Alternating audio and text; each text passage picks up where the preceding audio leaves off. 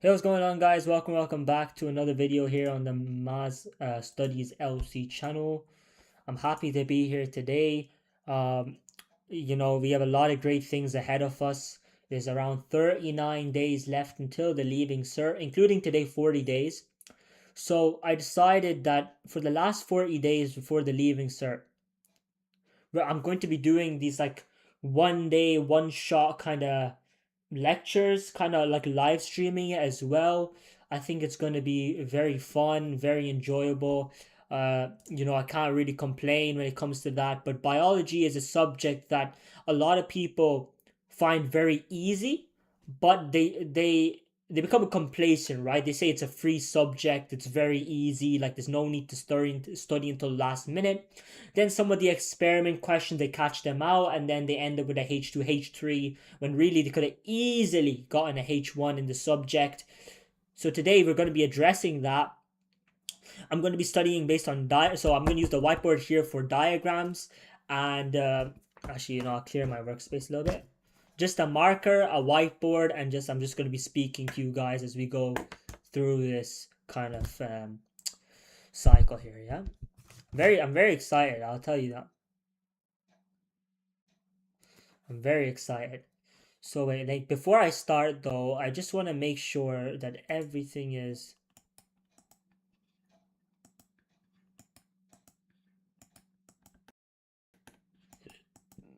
Yeah, okay, so everything is looking great, guys. So I think we'll get started. So before I start, guys, I always like to just preface this is that, look, the reason why I'm doing this, you may think this guy's stupid. Why is he doing this? Um, you know, you're helping your competitors around the country or whatever. Realistically, I don't think anyone's gonna watch this live stream first and foremost. This is mainly for me to look back on once the leaving cert is done in around 60 days or so, 55, how many days it is. Look back and reflect and be grateful for the amount of work that I have put in. And to have that as evidence, like, I did do that. I did that, you know. So if I do well, I have the evidence right there. And also, if someone does come across this, maybe not now, but maybe next year, maybe in the next few years, it'll help them out as well. I can't, I'm not gonna like there will be a benefit to someone some way somehow. So yeah, that's kind of it. Like I can't really complain. So we're gonna be going first and foremost. I'm just gonna open up my OneNote here, and I'm just gonna come here, and I've already studied around 7 of the chapters, which doesn't sound like much with 40 days. But trust me, I told you I'm gonna study the whole course. I will study the whole course. Um, Maybe not genetics and ecology. Genetic crosses in ecology, but everything else we can get done, I think. I'm a bit crazy when it comes to these things, but I can do it. We have 9 hours to study. Who says we can't do it? So the faster we get started, the better. So first topic, guys, that we're going to be looking at has to be the beautiful enzymes chapter. So enzymes. So I'm just gonna do this timer like this.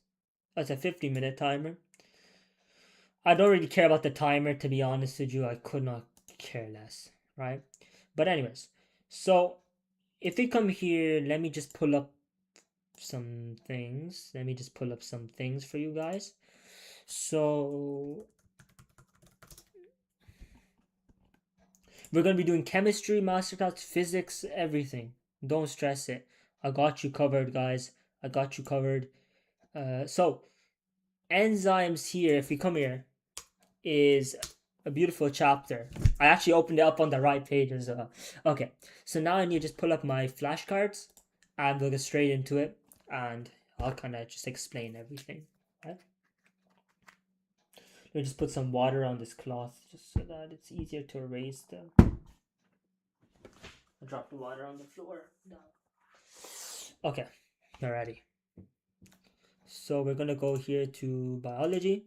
We're going to be going to enzymes, please, enzymes. And then the chapters I've already done, we might be able to just skim through them really quickly and get them done as well. Enzymes. Beautiful, beautiful, beautiful chapter, honestly. Okay, so we're going to be starting with enzymes. So before we start with the experiments, because I don't want to go straight into the experiments, to be honest with you, I'm going to go to the start of the chapter.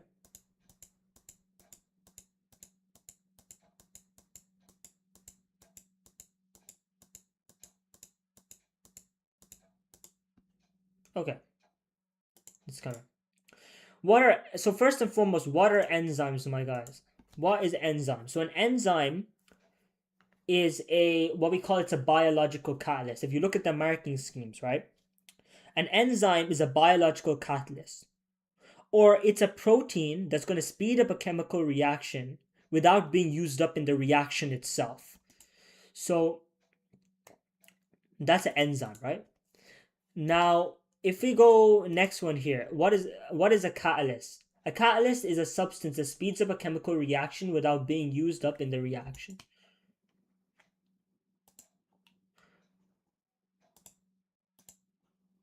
What is the chemical nature of an enzyme? The chemical nature of an enzyme, guys, is what biomolecule are enzymes? Proteins are globular proteins. So yeah, what biomolecule are enzymes made from? Proteins. Where in the cell are enzymes made? Think about, guys, where does protein synthesis take place? Where does that anabolic reaction take place? It takes place in the ribosomes, right? So where in the cells are enzymes made? They're made in the ribosomes. You have three examples of enzymes, substrates, and products. So what I mean by that is that so substrate is a substance that the enzyme is going to react with. So what is the substrate for the first one? Let's take proteins. The protease enzyme is going to break down proteins. Protease enzyme, let me give you an example. Pepsin. Optimum pH 2 is found in the stomach, right? So protease is going to break down a protein into what we call amino acids. That's it. Lipase is going to break down lipids into glycerol and fatty acids. And amylase is going to break down starch into maltose. Remember, amylase is produced and released by the salivary glands in our mouth.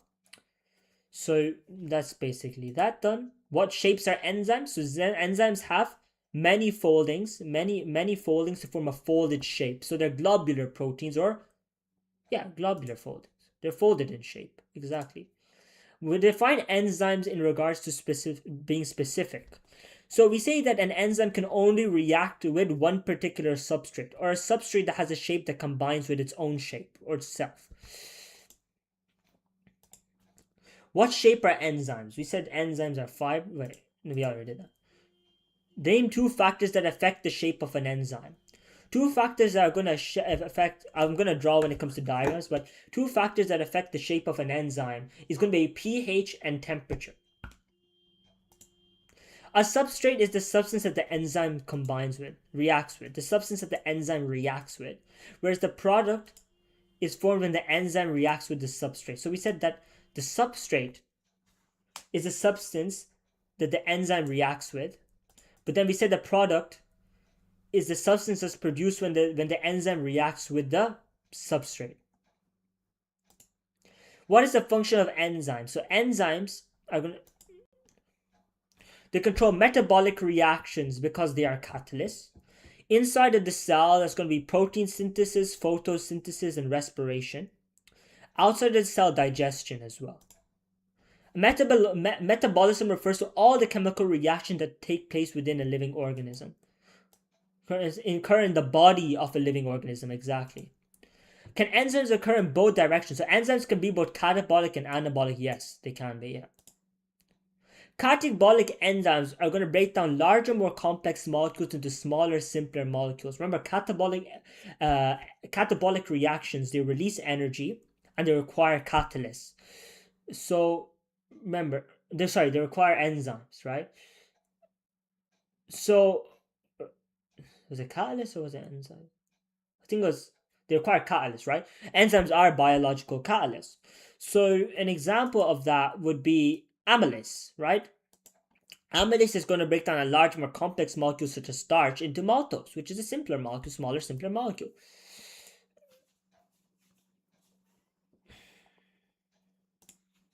Anabolic reactions are going to convert smaller, simpler molecules to larger, more complex ones. Remember, anabolic reactions, they require energy. So DNA polymerase, DNA ligase. How does temperature affect enzyme activity? So as temperature increases, enzyme activity increases and then decreases. So I'll show you. So this is kind of like what it's going to look like, right? So if I have, like, let's say temperature, right? Temperature. And let's say it's measured in degrees Celsius. And then I say, let's say I have enzyme.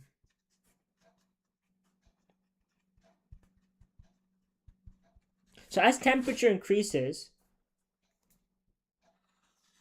enzyme activity increases and then decreases. So that's what it looks like, right? What is a denatured enzyme? So a denatured enzyme, an enzyme that has lost its shape and can no longer carry out its function. pH. So pH is very like the same, right? So wait, sorry. So remember, we said that human enzymes work best at the optimum temperature of 37 degrees Celsius. Why 37 degrees Celsius? Because 37 degrees Celsius is the internal body temperature, right? So enzymes in humans are going to work at an optimum temperature. It means that they work at their maximum, their best. They're going to convert the most substrate into product at this particular temperature. So what is that for humans? 37 degrees Celsius. If we look at plants are going to have an optimum temperature around 20 to 30 degrees Celsius for their enzymes. Once above a certain enzyme, remember, referring back to that definition of denatured, when it goes above a certain temperature, think about it. When you're in a very hot country, you start sweating a lot. And I guarantee you, if the temperature is unbearable, there's sometimes you can't even go outside, or you die of heat stroke. So the same way these enzymes kind of die as well. They become denatured is the word we use, as they lose their shape and can no longer carry out their function. So how does pH affect enzyme activity? So we know that as pH increases, enzyme activity increases and then decreases. So we can very easily replace that temperature with pH. And it's the same graph. So we said that in humans, the optimum pH for enzymes was between 6 and 8. If you look at amylase lipase, which are secreted by the pancreatic, through the pancreatic duct, produced by the pancreas into the duodenum, that's an optimum pH of around 7 to 8. But let's say a protease enzyme such as pepsin in the stomach has an optimum pH of pH 2. So at lower or higher pH values, the enzyme can become denatured and lose function. Either it's too acidic or too alkaline or too basic. Optimum rate refers to its maximum rate of enzyme action. The maximum rate of enzyme reaction. Okay, that's fine. What is a denatured enzyme? We talked about that. What is the active site? The active site is the part of this enzyme that reacts with the substrate. Part of the enzyme that combines with the substrate. Enzymes, remember we said specificity, that enzymes react with only one particular substrate, or one that has a shape that combines with itself, or its own shape. Then we have the active site, model, or the induced fit model, or how an enzyme works. So if we come here, I'll kind of explain this in an understandable way, I hope so. So we come here. So we look here, and let's say at the start, right, we have three kind of variables. So we have the enzyme itself, we have the substrate, which is what the enzyme reacts with. Well, specifically the active side of the enzyme reacts with to produce a product. The product is the substance that produced when the enzyme reacts with the product. So first and foremost, we're going to have what I would like to call an enzyme. So this is our enzyme. And the enzyme itself is going to be reacting with these two things here.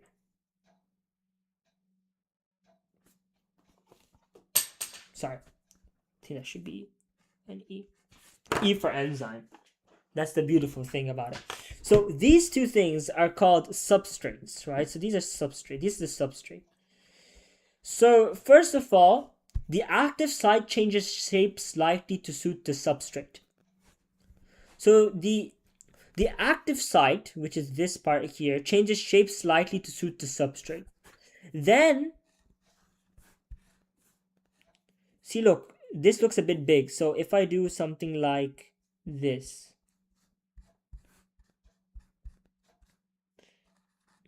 the enzyme in the substrate combine to form an enzyme substrate complex, such that such that the substrate is converted into the product, and the active site and the enzyme return back to their original shape and can be reused. So then the last diagram is that it returned back to its original shape. But this time, not only we have an enzyme here, guys, but we have our products as well. So remember, the active site of the enzymes changes shape slightly to suit the substrate. The enzyme and the substrate combine to form an enzyme substrate complex. The substrate is converted into the product, and then both the enzyme and the active site of the enzyme, they return back to their original shape and can be reused. That's it. No, nothing. An immobilized enzyme is an enzyme that's trapped within that's what is it? So either enzymes that are attached together or to an inert material, such as a gel. More specifically, we're going to be talking about sodium alginate, right? More specifically, sodium alginate gel. It's an inert material which allows enzymes to become immobilized. So immobilized enzymes are enzymes that are attached to each other or to an inert material or trapped within an inert material. So they're gels such as sodium alginate. So if we go, wait, let me just go here.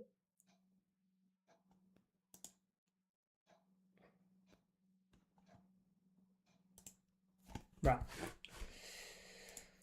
What is bioprocessing? When enzymes are used in chemical reaction to produce products. The use of enzymes in chemical reaction to produce a product. Fine. Give examples of what products are made in bioprocessing. Probably yogurts, antibiotics, vitamins, antibiotics. Okay, fair. A bioreactor is a container in which chemical reactions occur to produce products, in which chemical reactions take place that are used to make a product. Fine. Give examples of what. Sorry, we already did that. Why use immobilized enzymes? Because using free enzymes in a reaction vessel or a bioreactor is very wasteful, because when you remove the product, the enzymes are lost. And there's three advantages of immobilized enzymes. Is that the enzymes can be removed from the bioreactor at the end of the reaction. That the enzymes, right, not only can they be reused at the end of the reaction, but the enzymes themselves so that we get the product is much more pure. Enzymes can be reused, and enzymes can be removed at the end of the reaction.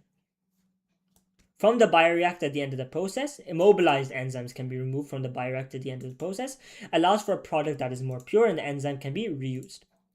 List 2 is enzymes can be immobilized. Remember, we talked about this, enzymes being attached to each other or trapped within an inert material or gel, such as sodium alginate. List one way in which immobilized enzymes are used. So immobilized enzymes, immobilized sucrase is used to convert the much sweeter is used to convert the sugar sucrose into the much sweeter glucose and fructose to flavor low-calorie foods. So the substrate here is sucrose. Sucrose. Immobilized sucrase, ASE, is our enzyme. Remember, lipase, protease, all these enzymes. And our product is going to be glucose with fructose. Now we have to talk about the experiments that I don't really like, but we can talk about them. So we look at investigate the effects of pH on what? On what? To investigate the effects of pH on the rate of catalyst activity. So remember, for any fair experiment, we can only really change one variable. So since we're going to be investigating pH is that factor, that thing that we're going to change in our experiment. Meaning, sorry. So if pH is the thing that we change in our experiment, what has to remain constant, remember we said two factors that affect enzyme activity were temperature and pH, so temperature has to remain constant. How are we going to do that? We're going to use a water bath. We're going to use a water bath. Simple as that. So same water bath. So pH is changed using different pH buffers, but the temperature remains constant by using the same water bath.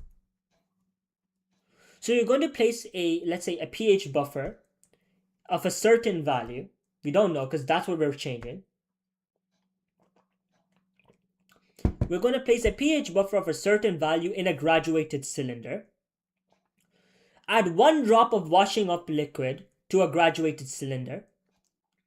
So what the washing up liquid will do, it will trap the oxygen that's produced and will produce foam, because our substrate here is hydrogen peroxide. Our enzyme is catalase, which is found in our chopped celery. And then our product is water and oxygen. So what the washing up liquid will do, it will trap the oxygen, produce foam. Now blend stalks of celery in a blender, filter through coffee filter paper, which is faster filtration. Blend stalks of celery in a blender and add water. Filter this solution through using coffee filter paper. And then we add this solution to our graduated cylinder. So now what do we have in our graduated cylinder? We have pH buffer of a certain value. We have 1 drop of washing up liquid using the dropper, which is going to trap our oxygen, produce our foam. And we have our catalase enzymes, which is we take blend stalks of celery with water, filter the solution through coffee filter paper, as this is faster filtration, and add this solution to the graduated cylinder, because the celery is going to contain the catalase enzyme.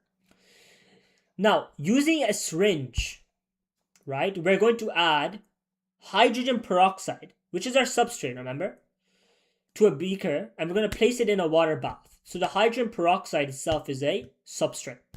I'll draw the diagram as well so you guys can see much better. Place the graduated cylinder and the beaker in the same water bath. In a water bath to maintain a constant temperature at 25 degrees Celsius. Because remember, we're varying the pH, so we have to keep the temperature constant.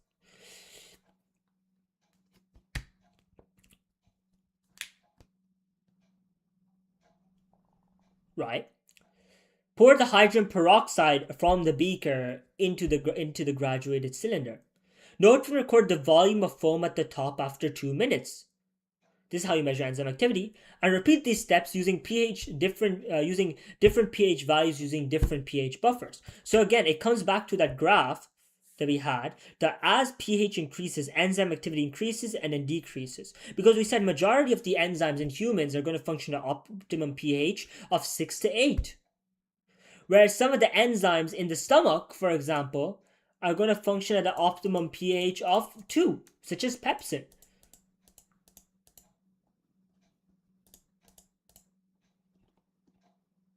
At a majority of enzymes, not even only in humans, at lower or higher pH values, they become denatured. They lose their shape. They can no longer carry out their function. Sorry. That's fine. Right. So essentially, what was the experiment? So our substrate, which is the substance the enzyme reacts with, was hydrogen peroxide. Our enzyme itself was catalase, source being the blended stalks of celery.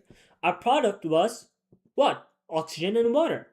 So we placed a pH buffer of a certain value into a graduated cylinder. We placed 1 drop of washing up liquid using a dropper into this graduated cylinder, as it's going to trap our oxygen, produce our foam, which is how we're going to determine our enzyme activity. Then we blended stalks of celery in a blender, added water, filtered the solution through coffee filter paper, as this is faster filtration.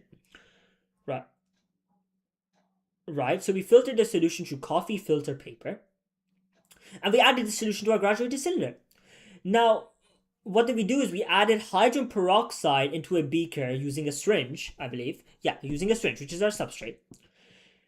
We then added both the beaker and the graduated cylinder into a water bath at 25 degrees Celsius to maintain a constant temperature throughout our experiment. We poured the hydrogen peroxide from the beaker into the graduated cylinder.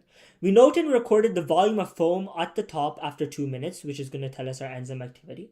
And then we repeated the experiments using different pH values using different pH buffers. So we said enzyme activity high, low, pH. As pH increases, enzyme activity increases and then decreases. So if we want to look at our apparatus for this experiment, it's actually very simple, right? So let's say you have a water bath. Let's say you have what looks like a graduated cylinder. And then you have a beaker as well, right? And you have a thermometer.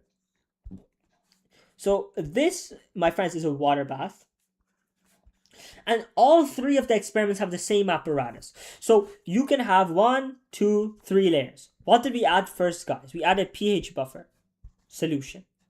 So pH buffer solution. What did we add next, guys? What did we add next? Is we added what? Washing up liquid.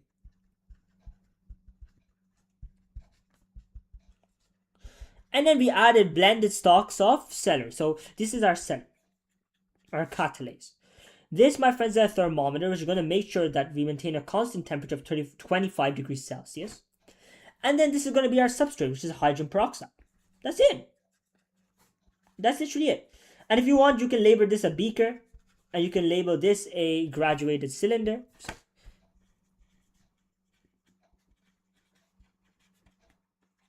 That's it. That's it. Easy. Easy. So now we have the same experiment. Remember, let's just talk about the control. So the control is going to be either I add no celery to my graduated cylinder, or I add denatured celery, boiled celery, which contains a denatured enzyme. Denatured catalyzed enzyme, meaning the enzyme has lost its shape, can no longer carry out its function.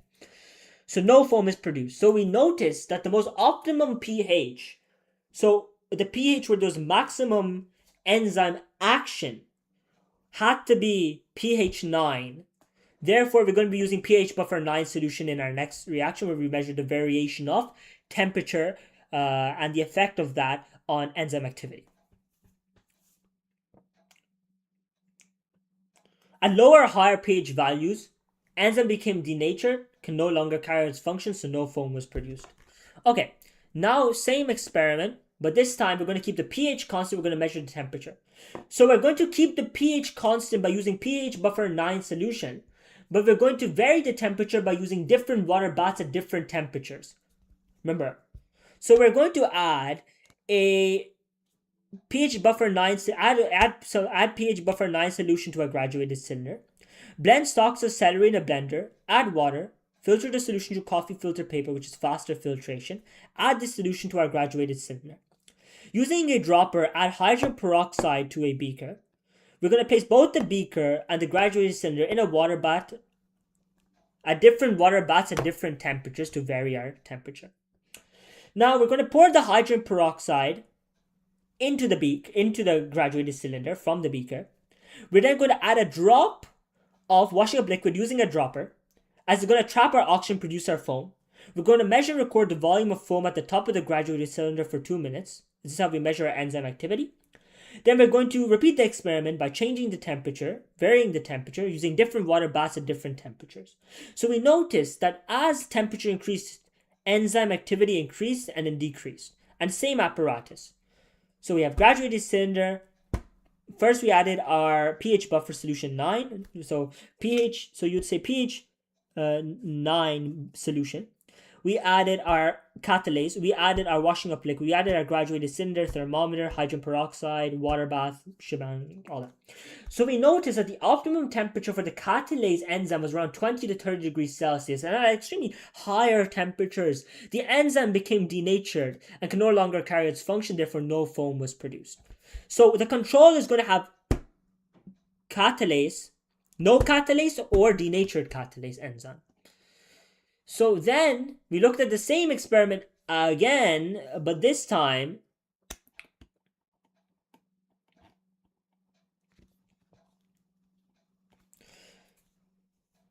you can go plus ice. You can put some ice in there, whatever you want, really. Like, it's not as hard and fast rule. So now we said the effect of heat denaturation on catalase activity. What is the effect of heat denaturation on catalase activity?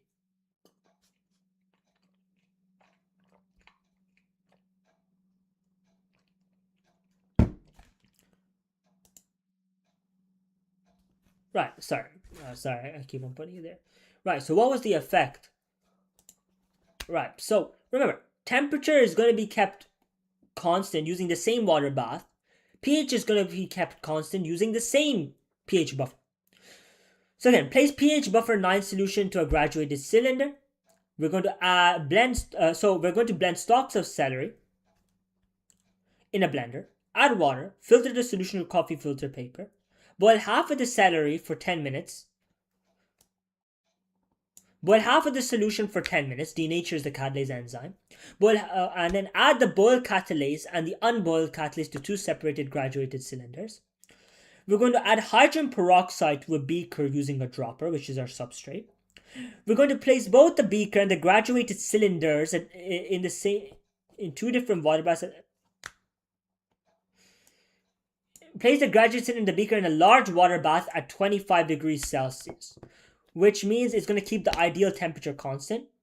Pour hydrogen peroxide, which is a substrate, from the beaker to the graduated cylinder. Now we're going to add 1 drop of washing up liquid using a dropper. And it's going to basically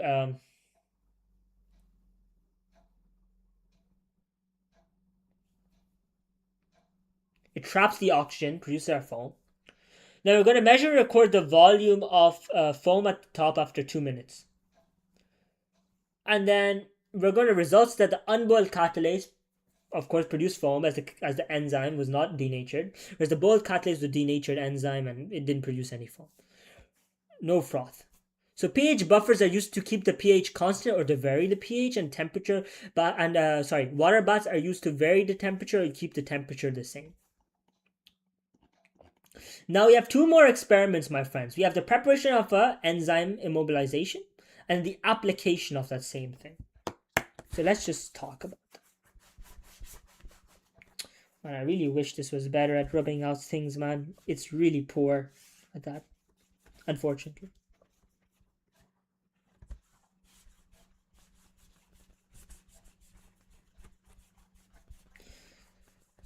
There's still a few chapters I need to go over again, but don't worry, we will go over them again as well. Yep. So here we have, let's just first explain the experiment. What is the experiment exactly about?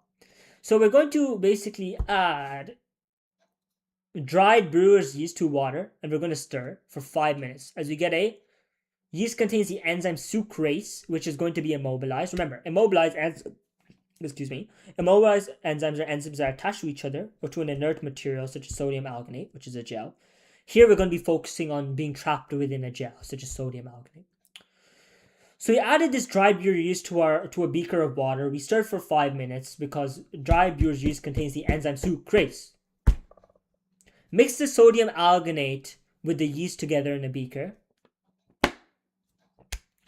Using a syringe, add slowly the sodium alginate and the yeast drops to the calcium chloride solution. So we have a little beaker. Stir to prevent clumping.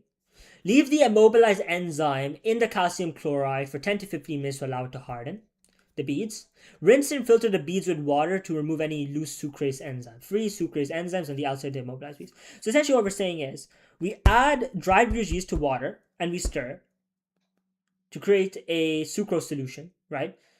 For 5 minutes. So why? Because yeast contains the enzyme sucrase. Now we're going to mix the sodium alginate and the yeast together in a beaker. We're going to add slowly the sodium alginate and the yeast using a syringe to a beaker containing calcium chloride. And we're going to stir to prevent clumping. We're going to leave the beads in the calcium chloride solution for 10 to 15 minutes to allow the beads to harden. And then at the end, we're going to rinse the beads with water to remove any free sucrase enzymes. And that's about it. That's it. That's our experiment. So the way it looks like in a diagram is very easy. So let's say you have a beaker. This is going to have what we call calcium chloride. So calcium chloride solution. So it's aqueous, right? Inside we have these beads. What are these beads made up of? These are sucrase, immobilized sucrase, ACE. Yeah. We have a stir to prevent clumping. We have then some sort of a, what we call a syringe, I guess you could call it. Syringe, right? What does this contain? This contains sodium alginate plus, and this right here is a stir. Let me just get that confirmed. Cast stirring rod, beads of immobilized yeast. So these are immobilized yeast cells. So these are beads of immobilized yeast cells. So beads.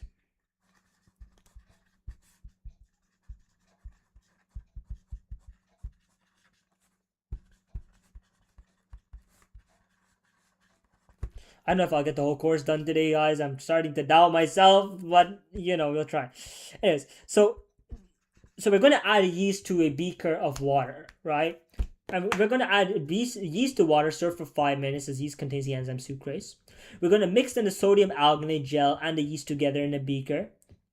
Then we're going to add slowly the sodium alginate and the yeast using a syringe to a beaker containing calcium chloride. Stir to prevent clumping. We're going to allow the beads to stay in the solution for around 10 to harden for 10 to 15 minutes to allow the beads to harden. And then we're going to then rinse the beads. We're going to wash the beads with water to remove any free sucrase enzymes on the outside of the immobilized yeast. Rinse and filter the immobilized beads with water to remove any free enzymes on the outside of the immobilized beads. Leave the immobilized beads in the calcium chloride for 10 to 15 minutes to harden the beads. Rinse and filter the beads. Rinse and filter the immobilized beads with water to remove any free sucrase enzymes on the surface outside of the immobilized beads. Then we have examining the effect. Bro, I'm so tired already, bro. I can't lie. We fight through that. We're gonna fight through the fatigue. I think it's me wearing my headphones actually. This makes me a bit tired. Okay.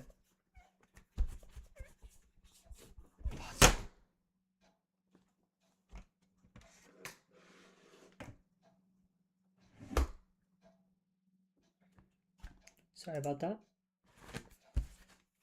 I did not mean to do that. Okay, so we have this right here, right? And we talked about two types of sucrase enzymes. We talked about immobilized sucrase, and we talked about sucrase itself. Sucrase, substrate sucrose, product glucose, fructose. Immobilized sucrase, same substrate sucrose, products glucose plus fructose. Now, what we're going to do is we're going to add immobilized sucrase to into a separating funnel. Add yeast, sucrase that's not immobilized, so our non-immobilized enzyme. We're going to add that in water and pour into a separating funnel. This is the control. Place sucrose, which is a substrate, sugar, into both of the separating funnels. Then we're going to test the product every minute for glucose using a glucose test strip or a Clinisticks. Test the products for glucose in both funnels using glucose test strips. Yeah. So we're going to place immobilized enzymes, we're going to place our immobilized sucrase into one separating funnel. Place yeast, so sucrase that's not immobilized, with the water in another separating funnel. Add sucrose or sugar into both of the separating funnels, which are a substrate.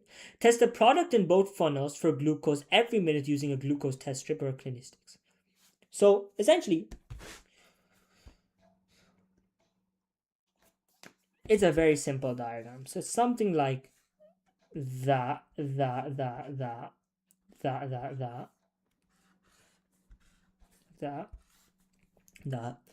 So these is what? What is this? This should be glucose. So we're going to be testing the product every minute using a glucose test strip.